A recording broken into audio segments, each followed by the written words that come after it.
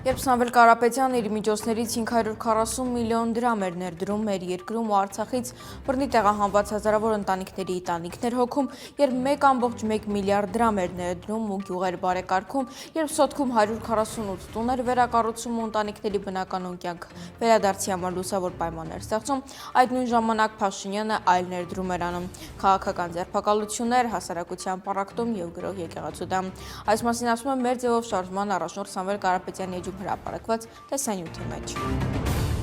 Թուրքիան քննարկում է Հայաստանի հետ ցամաքային սահմանն առաջիկա 6 ամիսների ընթացքում վերաբացելու հարցը։ Այս մասին իր աղբյուրներին հղումաններով գրում է Bloomberg-ը։ Թերթը հավելում է, որ Հայաստանի և Թուրքիայի արտգործնախարարները այժմ մեկնաբանություն չեն ստացել։ Նախորդ շաբաթ ԱԳՆ-ն հաղորդեց, որ Հայաստանի և Թուրքիայի համապատասխան գերատեսչությունների ներկայացուցիչները հանդիպել են սահմանի Ախուրիկ, Այքյաքա անցակետում և Գյումրիում։